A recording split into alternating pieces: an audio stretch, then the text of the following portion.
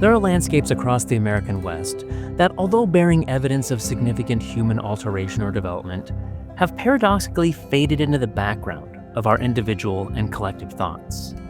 Sites associated with infrastructure especially demonstrate why I call this fading awareness paradoxical. Highways, bridges, canals, pipelines, power lines, ports. We actively use or depend on them daily, but we rarely think critically about them. Welcome to Writing Westward. I'm your host, Brennan Rensing. This month we speak with historian James Tejani about the history of the Port of Los Angeles, a site that does impact your daily life, whether you realize it or not. His new book, A Machine to Move Ocean and Earth, The Making of the Port of Los Angeles and America, was published this summer by W.W. Norton. Thanks for listening.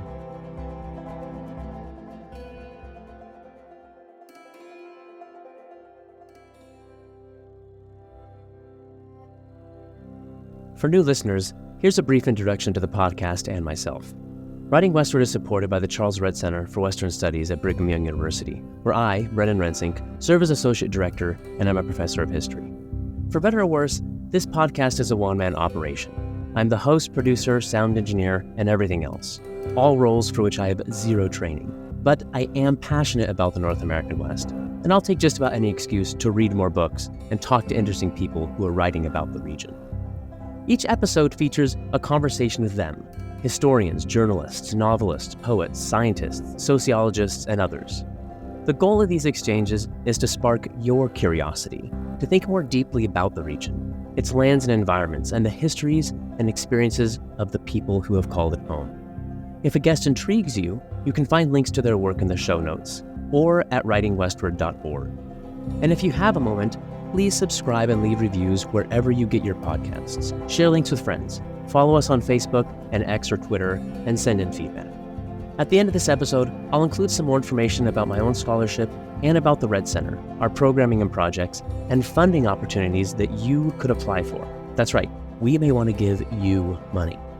And with that, let me introduce who we are talking to this month and why. James Tejani is Associate Professor of History at California Polytechnic State University. He holds bachelor degrees in History and Political Science from the University of California, San Diego, and a Ph.D. in History from Columbia University.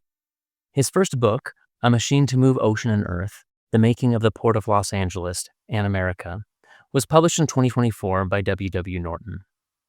A decade ago, he published 2 articles from this project, both of which won awards. His Southern California quarterly article, Dredging the Future, The Destruction of Coastal Estuaries and the Creation of Metropolitan Los Angeles, 1858 to 1913, won the Doyce B. Nunis Jr. Award from the Historical Society of Southern California and the Ray Allen Billington Prize from the Western History Association. And his Western Historical Quarterly article, Harbor Lines, Connecting the Histories of Borderlands and Pacific Imperialism in the Making of the Port of Los Angeles, 1858 to 1908, earned an honorable mention for the Alice Hamilton Prize from the American Society for Environmental History. I mention these honors not only to underscore the quality of Tejani's scholarship, but to hint at how highly anticipated his work has been. In A Machine to Move Ocean and Earth, Tejani traces the history of the Port of Los Angeles from the mid-19th century into the early 20th. It is a blend of biography with environmental history, the history of science, imperialism, economics, and more.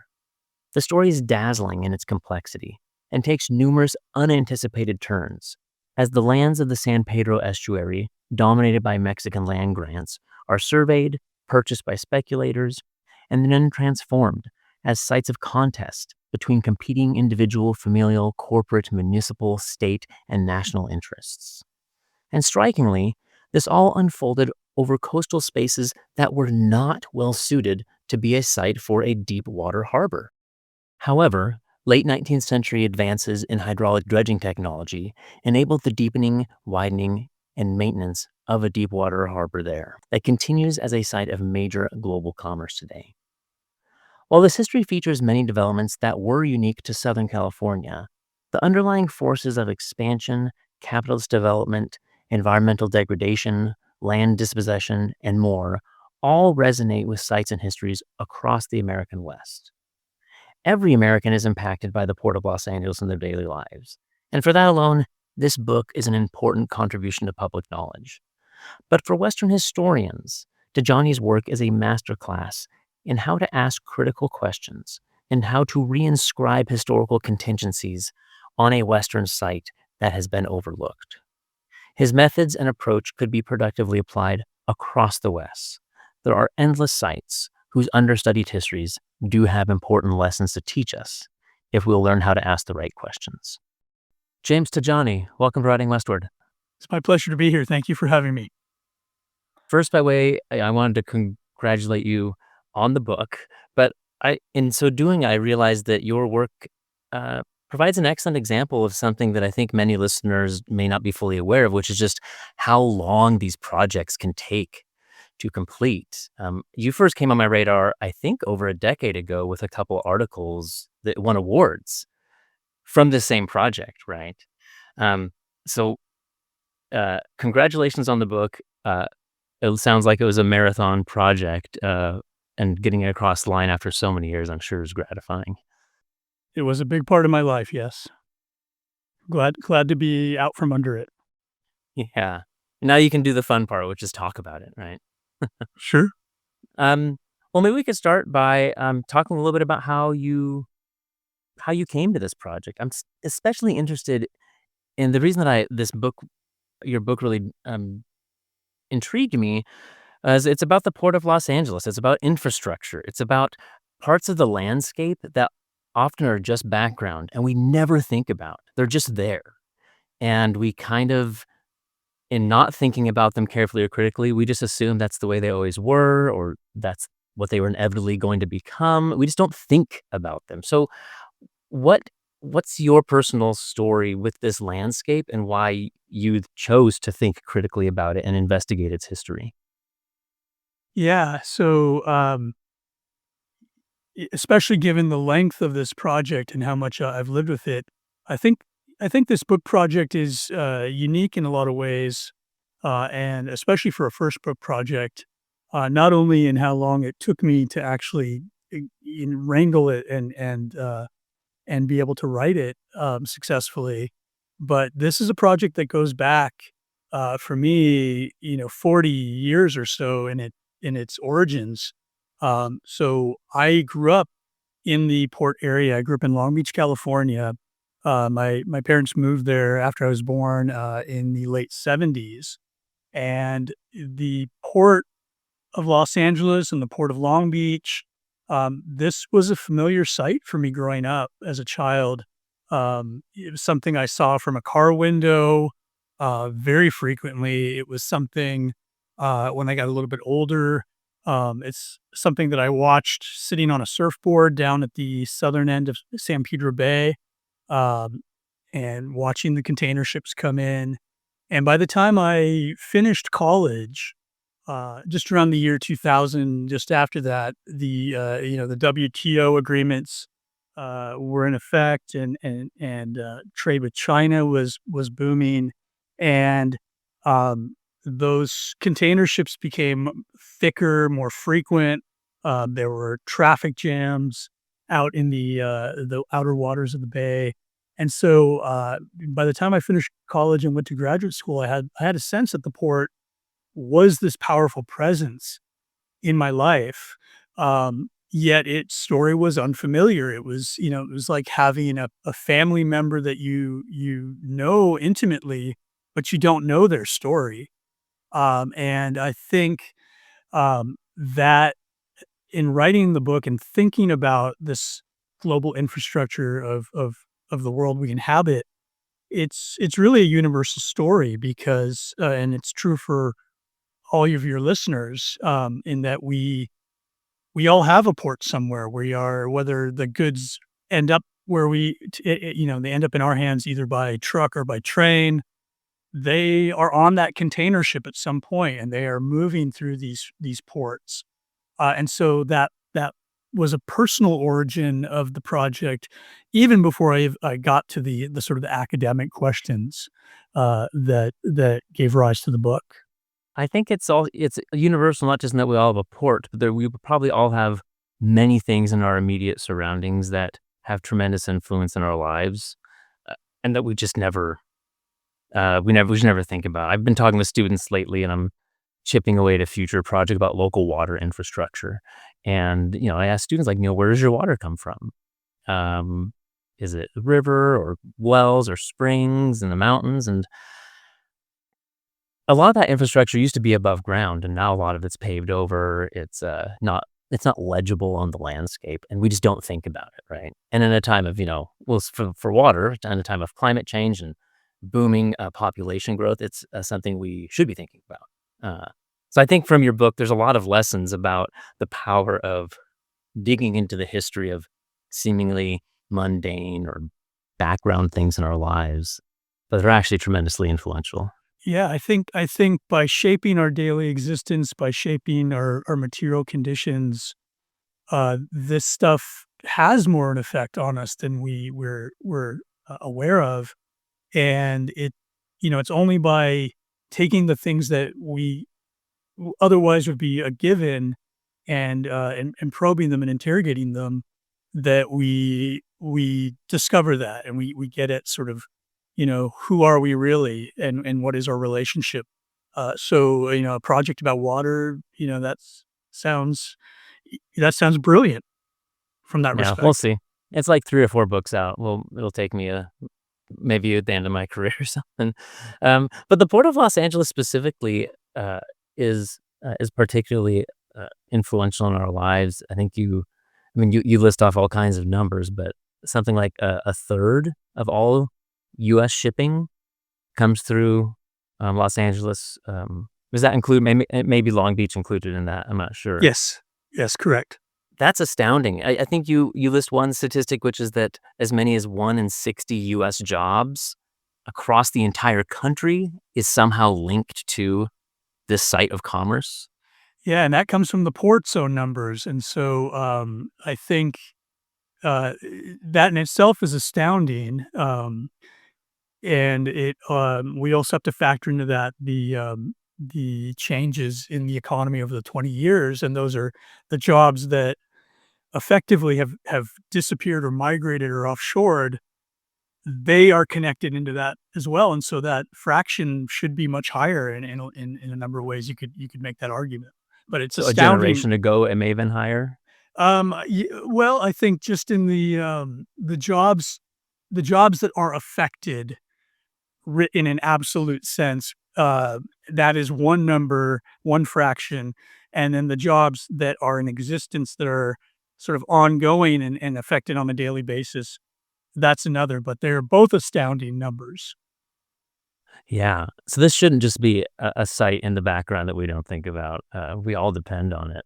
But I think maritime spaces are, literally off the map for a lot of Americans, but just also conceptually, we don't think about maritime spaces. Like a few years ago, there was that ship that ran aground. It was in the Suez Canal, I think. And remember, this one ship, and global supply chains were crippled.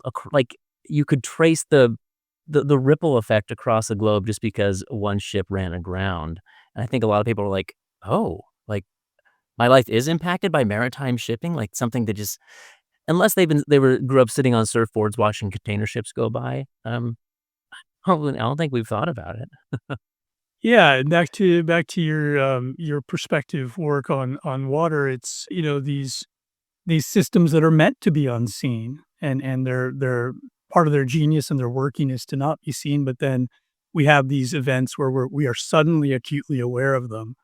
But that has, I think that certainly has not, been enough part of our discussion, uh, i- uh, civically, and I think also academically and historically as well. So if we rewind way back to before Europeans arrive in Southern California, what is this landscape? It's an estuary of some rivers that are coming down to the coast. Indigenous peoples, Tongva Gabrieliano, I think is the group there.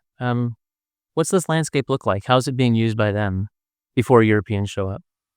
Well, I think one of the interesting things about the um, pre-European era of San Pedro Bay's history is that we can already see that this is a site that is just alive with activity, and so that even extends to the biological world. That these coastal estuary sites, they are sites that draw animals to them. They are sites with prolific, specially adapted plant life, microorganisms, bacterial life. They are these hotspots of biological activity. They're very important in the migration, long distance migration of animals. And so, for that reason, indigenous life is in societies are going to be drawn to them as well. And for the natural resources that are going to be available.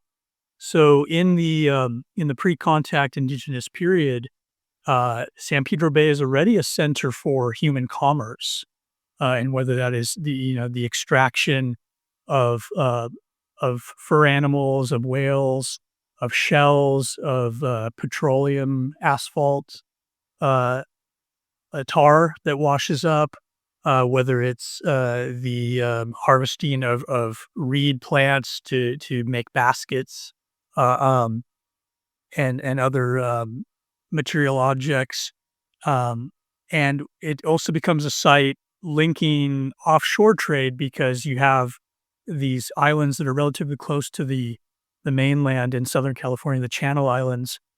So you have trade networks that start to link to those islands that begin to link up and down the coast, and eventually are or not eventually, but they in the pre-contact period very clearly penetrate out into the desert. Even as far as the Sonoran Desert, and so I think to me that was also a very interesting parallel, particularly thinking about the history of European colonialism, is that we might think that it was uh, settler societies that developed these sites to be hubs of commerce, but they were in fact indigenous sites of commerce as well. Yeah, because we find trade goods, like, well into what's current Arizona, yeah, Sonora Mojave Desert, like, there's stuff from the coast that makes its way a lot farther in than people would think. Absolutely, and vice versa. So I know some of the archaeological records um, at San Pedro Bay. They've claimed Hohokam ceramic pottery. It's not an area of my expertise, but I know it's on the list. Quite Hmm. astounding. Yeah. And this is not, like, easy landscapes to traverse, right? The interior Southwest deserts, it's, I mean, some of the driest, hardest landscapes there are, right? Yeah, remarkable. Yeah. Well, Europeans show up with very different ideas in mind. I mean, the reason Europeans came here in the first place was trying to get across the Pacific, to Asia, right? And so from the get-go, um, uh, they're thinking of broader Pacific worlds as they're looking at this coast. Um, and we can, your book doesn't deal extensively with, the Spanish mission period and all that, and those kinds of activities with indigenous peoples and the Spanish. Um, I want to kind of pick up with uh, in the mid 19th century when, after the U.S. Mexican War, well, before and during, and then immediately after that, Americans show up in greater numbers. How are they viewing this landscape, and how are they wanting to use its resources or to use its strategic location? What designs do they have? Yes. So that is the essential question of the book. Um, and I am a mid 19th century and later American historian, a modern American historian. But this is effectively and essentially the argument of the book, which is that um, when European Americans come to California and then eventually center uh, on Southern California and at San Pedro Bay for the purpose of the story, what that actually is that is sort of a founding moment in which the United States begins to develop its formative relationship with the Pacific.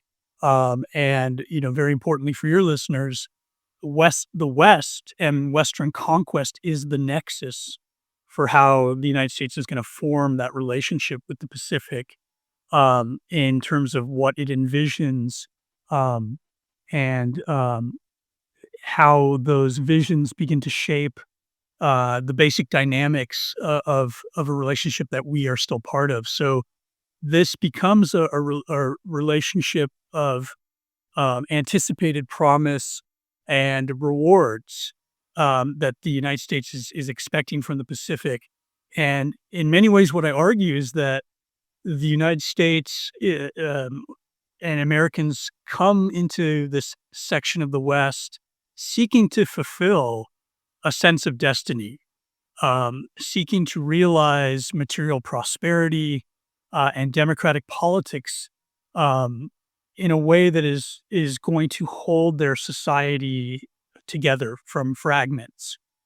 And that becomes part of the formative relationship is our expectations of those rewards. But on the other hand, you have the unintended results, which is that the U.S. relationship with the Pacific through the West is also going to be one of troubles and challenges. The attempts to fulfill that destiny are going to be wagers that are going to encounter great risks, volatility, and ultimately transform the nation. And so the book really makes an argument about intentions and unintended results in the history of U.S. westward expansion that, of course, includes the Pacific. And I think an additional part of that story is that this is not just going to be about ideas, but this is going to be about people who seek to fulfill those intentions, but fall short or fall or encounter the contradictions. I mean, you could swap out a lot of these place names and things and give that exact same spiel about so many places in the West. I think it's Right. indicative, yes, of Western history. Um, but what I think is the difference here is that the U.S. relationship with the Pacific is very much in flux and a shaper of the United States as we know it, and the United States in terms of what it is becoming.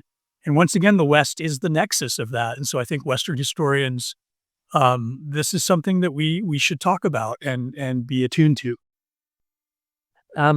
When Americans show up, some of the earliest that are, at least that you talk about in your book, are scientists out surveying, doing this geodetic or geodesy. Is that am I pronouncing that correctly? Yes, and I did not find out the answer to that until I heard the audiobook, but yes. Had you been saying it differently? I think I, in my head, would have said geodesy. I don't even know. But so this is one of the first, an early American presence, specifically here in the San Pedro Bay region, or the Santa Barbara Channel, this whole coastal area.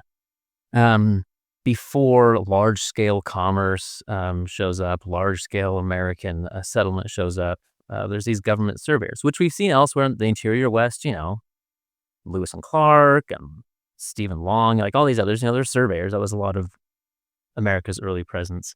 What's unique about coastal geodetic surveying?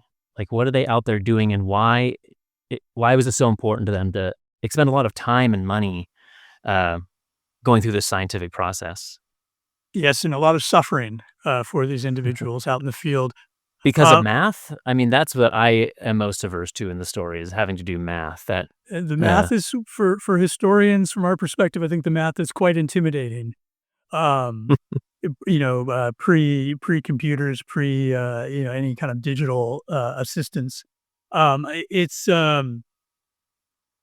think the work is quite physically demanding, especially that the fact that these are observations taken with the eye, and over extended periods of time of living outdoors, and what that does to the body, and what that does to your diet. And of course, this is a time period before they even have an aspirin to help them with that. But I think there's a couple important things about this geodetic research and the mapping of the Pacific coast that are noteworthy for listeners. And the first is that I think it it really helps us understand as Western historians, um, how the West and the Pacific, how these spaces that we divide artificially on the map, um, how they were seen as really integrated spaces. So the Coast Survey is a federal government agency, a scientific agency that has to effectively straddle that space because, in and of itself, the Pacific, um, for the purposes of shipping, the Pacific in and of itself can't really be a practical space without the very specific knowledge of the coastal waters and the littoral, because that's where so many of the hazards are. And you need shipping to be safe. You need to be able to find the harbors. You need to have the uh, the lighthouses and the sort of landmarks that will help a ship in the fog or in harsh weather.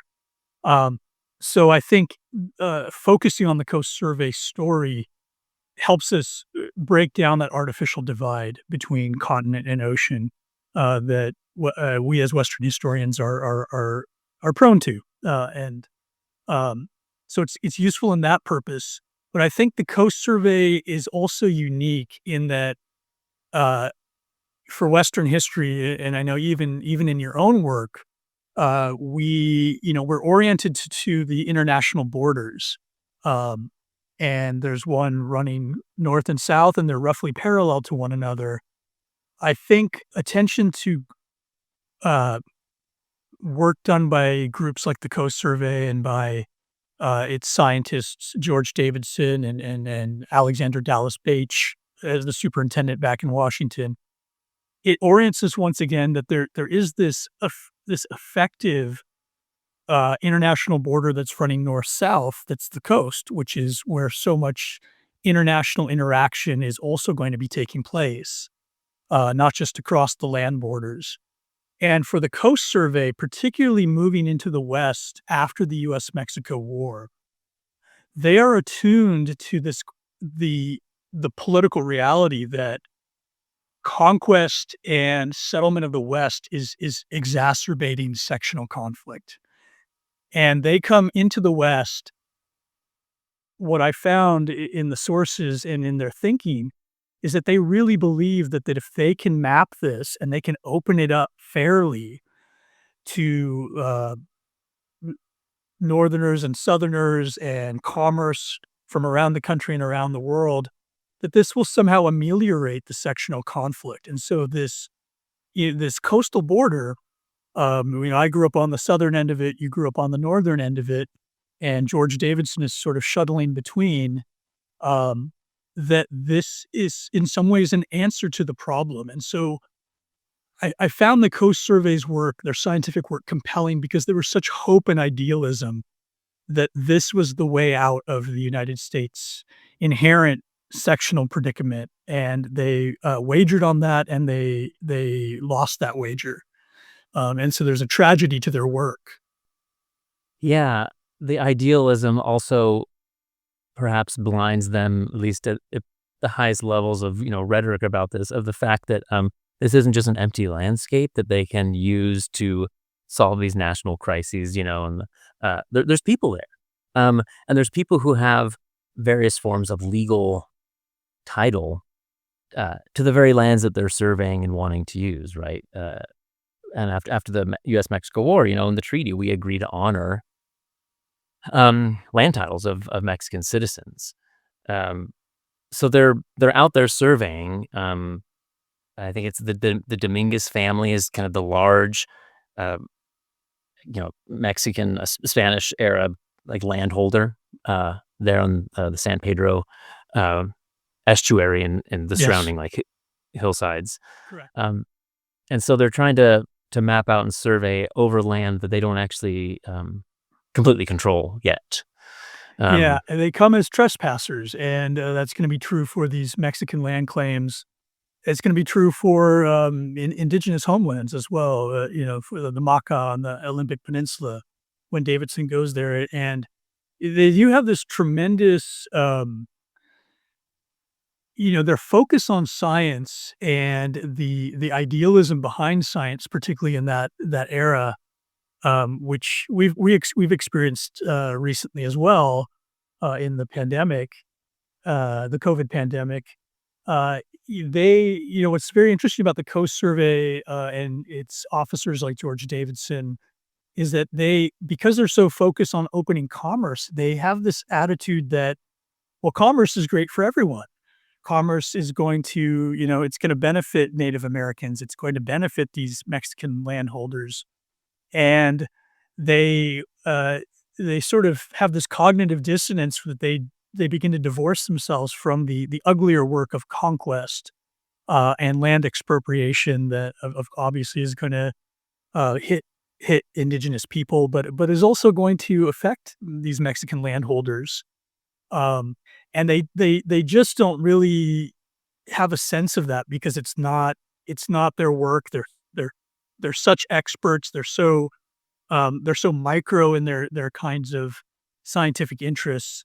And so they are trespassing readily on these lands in the sense that they are doing the greater good. And in some cases that goes horribly violently for the native tribes of the Northwest Pacific. And then for the Dominguez family, the results are going to be more mixed, but there certainly is not this sense of that the Coast Survey needs to respect or be part of the process of protecting Mexican landholders from the onslaught of settlers who are going to come and want land. Davidson seems very removed from those sort of practical questions, and so he does come to the Dominguez ranch. It's where he's going to set up really the critical starting point for the geodetic work on the southern coast, the Southern California coast. It's really going to be the anchor for the map of the entire West Coast. And the book argues that that sort of innocuous scientific work is going to set up a series of steps that is going to lead to significant changes in the Mexican property that the Dominguez family holds. That's going to lead to the Port of Los Angeles. As you say, for the Dominguez family, the results are somewhat mixed. And this is something that really surprised me in that some of these American interlopers, they did have this idea that, okay, there are winners and losers, but everyone is going to win something, even some of these Mexican landholders, if they're able to sell their land for a profit, or we bring commerce in, which is going to benefit them as they participate in the economy. But these ideas of a win-win, even if some are winning more than others. But the Dominguez family and others, they're not idiots. They see the writing on the wall at various points and make very strategic decisions of who to side with, sometimes siding with the Americans, right? And taking advantage of moments in which to sell land advantageously or to cooperate. I know some of them have actually very close, intimate relations with the Dominguez family and so forth. And we see potentially strained friendships, but it's just a much muddier set of steps of slow land dispossession or transfer of land than I was anticipating, and a much longer process of people who are not the Dominguez family acquiring this land. And then it goes through so many hands, and there's so many fights and legal fights and up to Supreme Court cases, and just so convoluted before we ever get to the Port of Los Angeles. Yeah, I found the Dominguez story quite fascinating, and I was drawn to it. I think it's both for its exemplary aspects, but for its exceptional aspects as well. The Dominguez family, they lose the critical piece of land, what is going to become really the heart of the Port of Los Angeles, and really it's really the parcel of land that has the greatest implication for why the federal government ultimately chooses to build a deep water harbor at San Pedro Bay, but also for how that harbor is going to end up being developed, who has the legal right to develop its lands. and it's going to be the federal government and then the city of Los Angeles. So the Dominguez parcel in the estuary defines that story, um, and they lose it, really through the relationship and this very interesting friendship across cultural lines between Manuel Dominguez and the army officer who's moonlighting in the Coast Survey at the time, Edward Ord, the future Civil War general in the Union Army. And um, that is going to be a major loss to the Dominguez family in terms of the future value of the land that falls out of their hands. And at the same time, the Dominguez family is going to profit greatly from real estate around the port. And they still do. They still own some of the land um, that's back from the port area, and it's commercial real estate. But I found Dominguez really fascinating because he enters willingly into these relationships with arriving Americans, and that's going to include Edward Ord, but it's also going to include uh, members of the Democratic Party around Los Angeles, many of whom are Southerners who've migrated. He becomes part of essentially the Southern allied wing of the Democratic Party in Los Angeles, and this is part of his calculation of how he's going to navigate conquest. And I found him remarkable because of how well he does that, even on the balance sheet of losing some land while profiting from others. He was just a fascinating figure. And I think what's really helpful about that for Western historians, for Borderlands historians, is that the relationships he makes, the alliances he makes, whether he gets the wager wrong or right, um, there's something fresh about them. It really shakes up, I think, assumptions that we can fall into that become too rigid about the various sides in a post-conquest or borderland society. Dominguez seemed to defy all my expectations about that. That was my fascination with him. Yeah.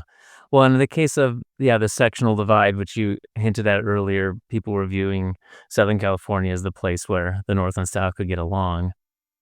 That I don't know how long those ideas last, right? Immediately debates over, well, the Transcontinental Railroad, is it going to be a northern route or a southern route? And those have very different implications, right?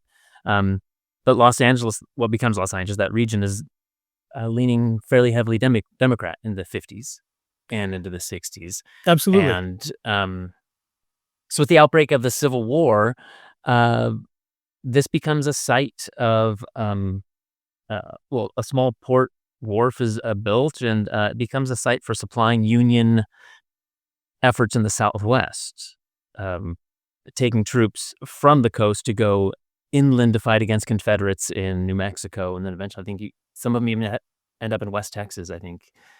Because they arrive in New Mexico too late. Like, the fighting's already done, right? Right, and then they join the offensive into eventually in West Texas before it's halted. But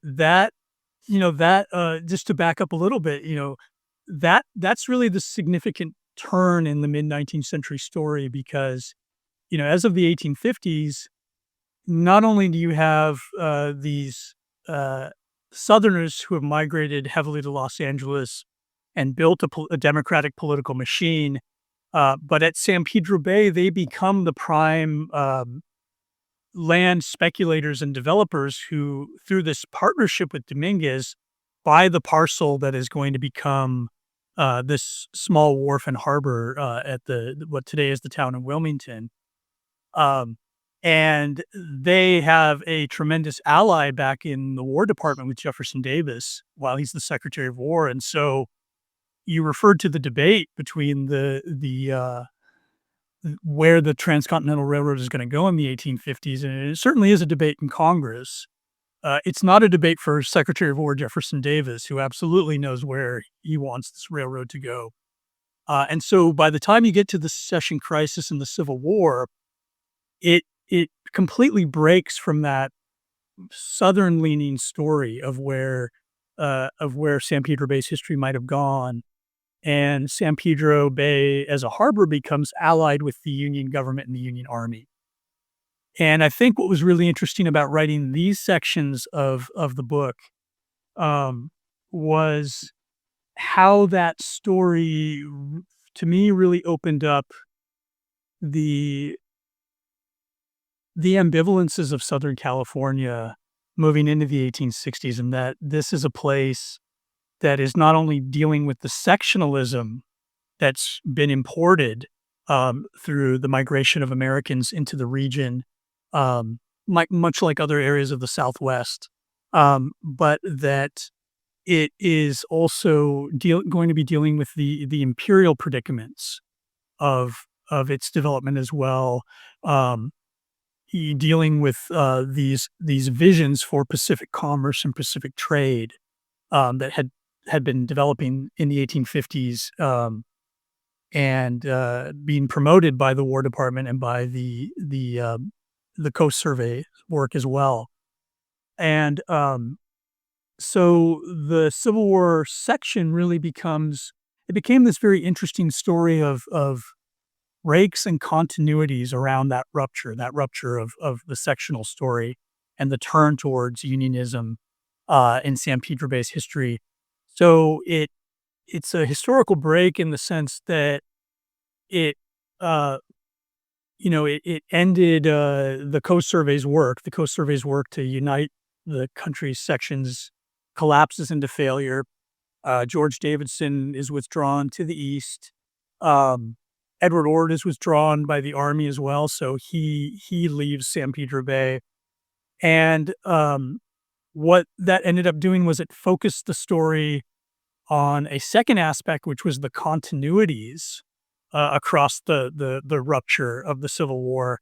And the continuities had to do with these figures who already in the 1850s are finding niches not in holding the sectionalism together, but in the conflict that is brewing.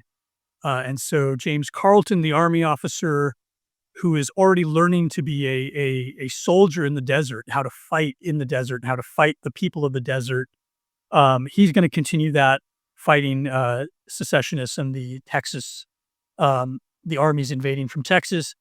And then you have the local entrepreneur, Phineas Banning, who was already becoming a military contractor in the world of the 1850s, to help garrison these interior forts in the desert. They take over the story, Carleton and Banning, and they're both Unionists, and so they're directing San Pedro Bay's story in that direction.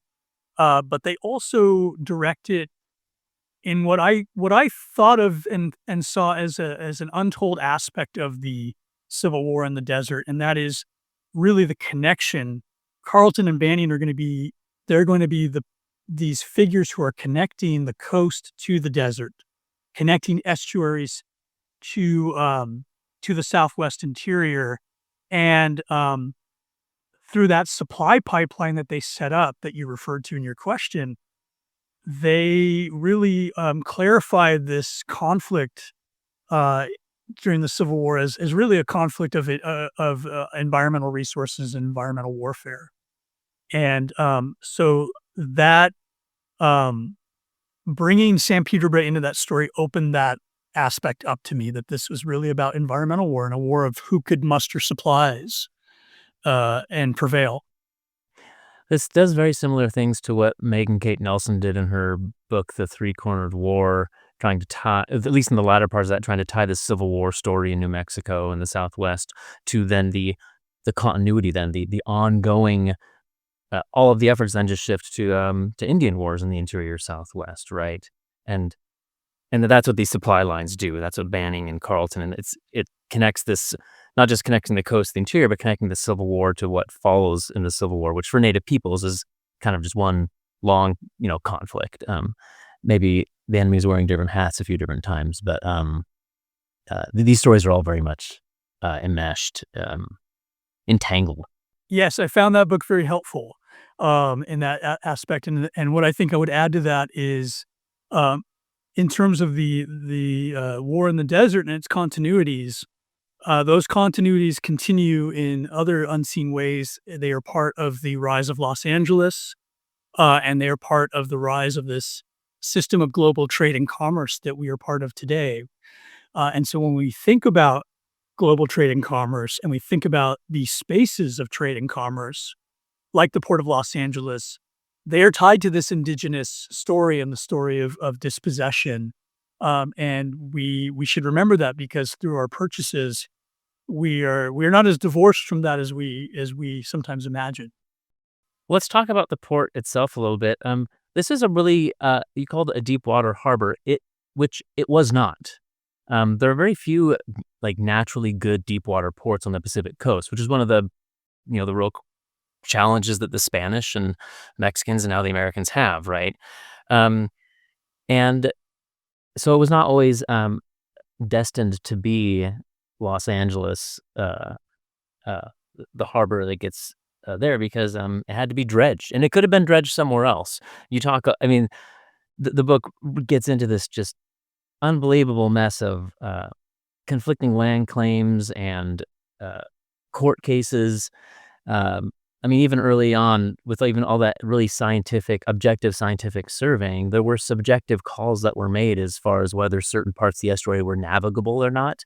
And by being defined as navigable, which they weren't for like large ships, but they called it navigable, which then for decades has implications about um, who controls it, and it, leaning it towards becoming government controlled, probably public domain and so forth. Um, but all of this is so fascinating because uh, there are people on the ground, these boosters, these land investors, um, various railroad interests that are concerned about, say, the Southern Pacific having monopoly on all commerce. And Southern Pacific, they wanted Santa Monica, which they controlled. They wanted a harbor there. And so Los Angeles, in promoting San Pedro Bay in a way, is doing anti-monopoly work in a way. It is an absolute mess of conflicting interests that eventually lead to this bay being dredged out. But it could have been somewhere else, which I always appreciate finding or rediscovering contingency in history and how it could have gone, could have gone so many different ways. Talk to us a little bit about the scale of this dredging operation. So this is now quite a bit later, um, around the turn of the century, where there's some new dredging technology that had been used in the Mississippi. I think you say it had been used in Pearl Harbor even, and which now makes possible the taking of these tide flats and shifting, river delta and estuary and digging a really deep water port. Um, can you give us a sense? I mean, it's hard to imagine the amount of earth that's being moved, but can you give us a sense of how big of a undertaking this was to dredge this out and continues to be? Yeah, so I think the first thing to point out is your statement that um, once they developed dredging technology, especially the hydraulic dredging technology, which is a huge leap in the capabilities of just sucking sediments out of a waterscape, pulverizing the rocks, pulverizing essentially the bedrock and breaking through it to get back into softer sediments. At that point, you really could build a harbor anywhere that you wanted, anywhere that you thought was advantageous. Um, and even today, you could dredge anything into a harbor or anything you want, and this is an important part of our world. How does that technology then change these location debates and fights that were going on in Southern California? So I think the technology is an important variable in its development, for sure, and so it's a big part of the story. It really is what is going to open up these estuary spaces to the environmental transformation and destruction that they're going to experience in the 20th century, and still experience around the world today. Um, I think the in terms of thinking about location, the development of the Port of Los Angeles, um, and the development of the Port of Long Beach, the two ports that occupy San Pedro Bay today, it's really going to be a number of variables coming together. Hydraulic dredging is the essential variable for constructing a port, and for constructing a port that is going to have the scale in terms of the depth to hold trans-Pacific ships of that size. And that is still ongoing today, where container ships get bigger and bigger. Depths have to be maintained, but also even increased. The bridges of San Pedro Bay, the automobile bridges, are both being retrofitted to allow for these larger container ships. So that is certainly part of the variables that are going to make this a location. But you also have the legal and real estate variables that have to fall into place as well. And so that's really why the estuary story, and why the preceding Borderlands story about Mexican property and Edward Ord's 1855 survey that comes essentially out of the Coast Survey's mapping project in the region, that Borderlands history ends up being an important variable. I would say equally important variable, although it doesn't build the port in and of itself the way dredging will make possible. And so those things come together. The pre-existence of railroad lines, and especially competing railroad lines into San Pedro Bay, by the 1890s, that is an important variable, in that it's not that the Southern Pacific doesn't have a hold on San Pedro Bay, but it does not have a monopoly hold. And so that is unlike the Santa Monica prospective site that Collis Huntington wanted developed. And so that kind of general topography of the approaches into San Pedro Bay is going to be an important factor. And today that's also critical, because so much is going to be happening. So many of these containers are going to be moving by truck and rail. And so you have these multiple freeway approaches into the port region. And you would not have had that in Santa Monica. It would just been too bottlenecked. And so that's going to be an important variable in choosing San Pedro Bay. And the final one I think that's noteworthy is the estuary itself, in that the way that tidelands are going to be classified under state and federal law as being property that is held by the state government but can be relinquished to the locality, the municipality.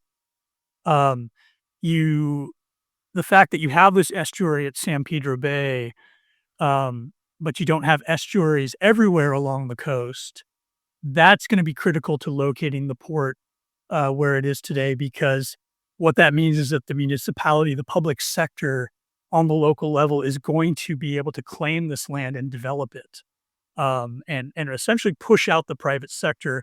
That would have been a lot harder to do in all of these other places where dredging in itself would have been enough, but the property questions would not have been so easily worked out as they were.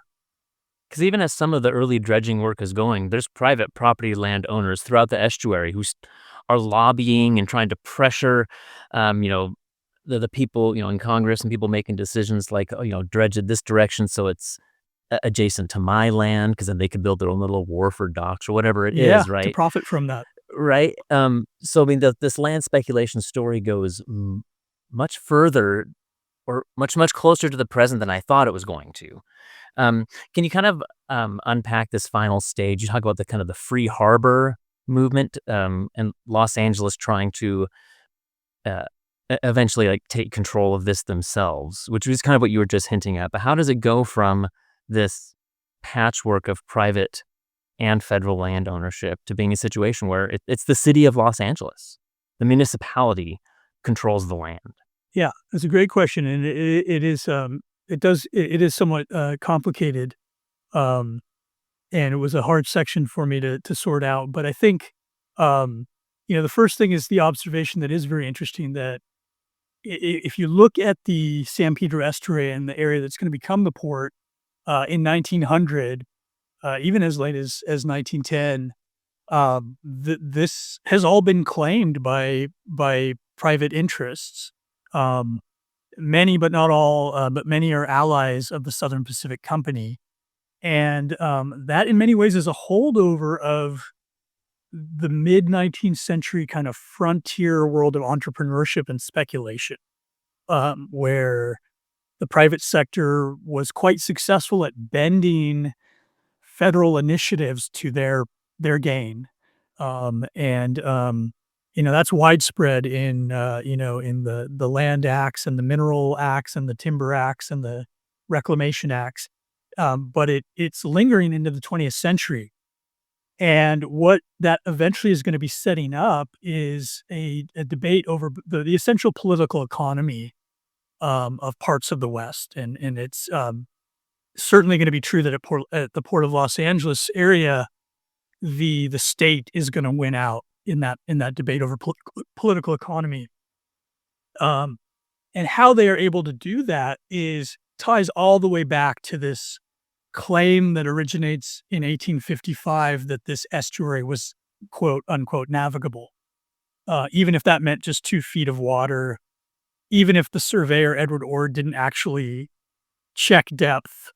He sort of he deemed it navigable, and that was accepted by the federal government for different reasons, for transcontinental railroad reasons. But it became kind of ensconced in law. It became inscribed into federal law. And so what that allowed first the U.S. Army Corps of Engineers to start doing in the first decade of the 20th century was to start to elbow out these essentially frontier capitalists and speculators who had been sitting on the land. The navigation was effectively a trump card that invoked federal law and said, this has public commercial purposes. This is well established under constitutional law, and this belongs to the federal government. And we are going to dredge it. And given the evolution of professional and scientific expertise, Army expertise at the time, they were very insistent. We're going to dredge it the way we believe is optimal in the national interest. So you have these very assertive Army engineers who are these reformers, and they want to clear capital out, and they want to open this to the public for the public good. So that 1855 survey by Edward Ord becomes the trump card to do that. Now, what that raises the next question is, well, what about the land that's just immediately adjacent to the navigable waters, but isn't Like upland? the tidelands? The tidelands, yeah, exactly. Yeah. It's going to be the federal claim that raises the question of the tidelands, and the tidelands is going to be able to pass to the city of Los Angeles once Los Angeles can grow on this expansionist bender in the first decades of the 20th century. Los Angeles began the century, I think, about somewhere between 16 and 20 miles from San Pedro Bay, and very quickly it goes on this sort of frontier expansion to the water, to the ocean, and as part of its very conscious, concerted campaign to become a maritime city and find a niche within the emerging U.S. global Pacific order, within the world of U.S. Pacific imperialism. The LA is hell-bent on doing that. But once they are able to do that and start to move the city limits to the water, they can then claim the tidelands, really piggybacking on the federal claim to the navigable waters. And so that is the next step in sort of this extended free harbor fight, court cases where LA is going to be able to do that. And once they do that, they can finance through city bonds their own dredging and construction program, and which they do. They don't clear all the tidelands, I think, until quite late in the 20th century. I think it's the 1980s, but they are able to claim most of them by the 1920s and 30s, and so that's what they do. And does this set precedent for other cities along the California coast to also uh, assert public access, right, to coastal lands and so forth? Yeah, exactly. And so a number of California municipalities have title to tidelands and submerged lands, and in some places that is going to be used for harbors, in some places it's going to be used for oil and gas drilling. So my hometown, Long Beach, they they have quite lucrative tidelands, petroleum and oil claims, and that's also made possible by that. And very interestingly, for environmental historians, these these tideland claims are formative for the kind of public trust doctrine that allows California Coastal Act, Mhm. public access to beaches at places like Malibu, where very wealthy Hollywood people want to close off the beach. Well, they can't close it off completely. They keep trying, but They keep trying. They will keep trying. And then other places where you're able to preserve nature for the public to enjoy. So it has all kinds of legal implications. But yeah, many cities are going to follow Los Angeles's lead into the tidelands wherever they have them. well, something I think is fascinating that came to mind a number of times as this book had me thinking about Los Angeles and water infrastructure. Of course, this is all oriented towards the maritime spaces and the Pacific Ocean. Is that concurrent with a lot of this, Los Angeles, the growth of Los Angeles is entirely dependent on the infrastructure to bring water from the desert, right, from like the Owens Valley, right, to bring this water, across watersheds to feed. I mean, Los Angeles, it's a desert coast, and it does not have the water to support the population that's there. And so, in both directions, Los Angeles became what it became because of its ability uh, to build infrastructure uh, based on water. Yeah, yeah, Yeah, close to water and fresh water. yeah, And as you said, the Colorado River is part of it too, although that happens after the Owens yeah. land grab. Yeah, it's fascinating that LA. I make this claim in the final sections of the book that LA is a fundamentally an expansionist city, and I think it belongs in the history of westward expansion. And in many ways, I think its expansion is it's sort of a culminating event in terms of a geographic expansion in the lower 48 that today touches so many Americans' lives and is so definitive to the American experience. And that includes the tens of millions of people in Southern California, and it includes the many more millions of people who receive their goods through container ships in the port of Los Angeles. Well, I appreciate how this work it does really. Los Angeles and some other coastal places. Um, their history sometimes seems foreign enough to Western historians that we don't integrate it very well into Western histories. And on the ground, like the situations are very different. You have maritime spaces and the coast. You have Mexican land grants and the mission system, things which were not ubiquitous across the West. But when you strip away some of those things and figure out ways to sort out the very messy, unique complexities of this history, so much of it is thoroughly Western. It's all of the same dynamics of imperialism and development and investment and boosterism, speculation, dispossession of native peoples, um, the the hubris of uh, man conquering and controlling nature and bending it to his will. It's a very Western story, um, but again, one that I like. Los Angeles, the coast is often just off the map for a lot of Westerners. So I appreciate your work kind of bringing it into conversation, and you really helped made legible for me the ways in which the story does connect so much more broadly than I even realized in the West. Yeah, thank you. That was a goal of mine, and I'm happy to hear that you had that reaction. Well, as we wrap up, Do you want to give us a sneak peek at maybe some other ideas you're thinking about in your scholarship and in your work? Sure. Yeah, I came out of this project. I didn't. So I should first say that this project surprised me in that it became much more about people and about characters, and I wasn't expecting that. I wasn't. It happened very much by surprise. I will say for a book about infrastructure and economies and stuff, like, there's a lot there's it's human stories. It a lot, Yes. which also surprised me, I will say. I wasn't expecting that. Yes, Yeah. as a PhD student, I wouldn't have thought I was the student that was going to do that. And But it happened in the process. And what began is, I think, what I thought was going to be like an environmental history turned into a history about people and human stories.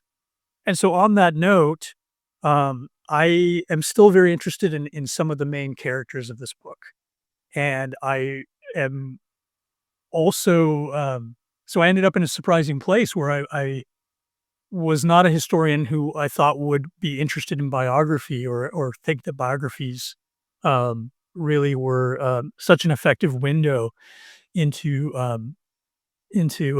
sort of the cutting edge of academic questions about the past. But there are some figures in the book who I'm just still fascinated with, and I feel like I couldn't get enough of their stories. And I think that's where I would pursue it. So it includes people in the Coast Survey. It includes their relationships to other people in the government, and I think that is where my next project would go. I'm a surprising biographer, I suppose, unintended biographer. Well, we all the books we think we're gonna write are never the books we end up writing, Isn't that so great I've found. about what we do? Yeah. Yes. It is great, yeah. That's a feature, not a bug in the system. That's exciting, especially with histories that are sometimes so convoluted and hard to wrap your head around, using biography as the lens, um, to make sense of it all. I think it has a lot of promise, so, oh, I'll I'll keep my eyes out. Thank you, Um, Brendan. well, thanks so much for, spending some time with us. Congrats on the book. It's really great. Yeah, I look forward to whatever it is you do next. I appreciate that, and thank you for talking to me today, and be in touch. All right. Thanks so much, James. All right, Brendan. Thanks for listening. I hope you'll subscribe and listen every month. Please leave us a review on whatever app or platform you're listening through, and follow us on Facebook at Writing Westward Podcast, or on X or Twitter at Writing West. There you can get updates and leave comments and share episodes with your friends, family, and colleagues. Writing Westward is supported by the Charles Redd Center for Western Studies at Brigham Young University. We are an interdisciplinary research center that supports academic and public research and promotion of public understanding of the North American West. We host regular public lectures, which we live stream on our YouTube and Facebook pages, have an annual funding cycle with award, grant, and fellowship categories that nearly anyone can apply for if they are researching or working on the region from any disciplinary approach or towards any final product. Learn more at reddcenter.byu.edu. That's REDD Center. Our theme music was provided by local Utah composer Micah Dahl Anderson. His website is also linked in the show notes. As you know by now, my name is Brendan Rensing, and since I serve as the podcast host, producer, sound engineer, publicist, and everything else for the podcast, you can direct praise or critique my work. As a historian, I'm the author and editor of a number of books, articles, and chapters on the North American West, Borderlands, Native peoples, genocide studies, religion, the environment, and other topics. My most prominent publications include a 2018 book, Native but Foreign, Indigenous Immigrants and Refugees in the North American Borderlands, which won the Best Historical Nonfiction Book Award from the Western Writers of America, a 2019 anthology I co-edited with P. Jane Hafen, Essays on American Indian and Mormon History, which won the Metcalf Best Anthology Book Prize from the John Whitmer Historical Association, and a 2022 collection of essays I edited entitled The North American West in the 21st Century. I also recently launched and will be editing a new series for the University of New Mexico Press entitled Histories of the North American West. So send me a note if you have a manuscript to propose for publication. Here at the Redd Center, I'm also general editor and project manager of a great digital public history project, Intermountain Histories. It's a free mobile app and website that curates student-researched and written micro-histories of the region, complete with archival photos, bibliographies, and more. To contact me about that project, the podcast, my own research, or anything else, head to bwrensink, that's bwrensink.org. Email me at bwrensink@byu.edu, or follow me on X Twitter at Brendan W. Rensink. Until next month, be well.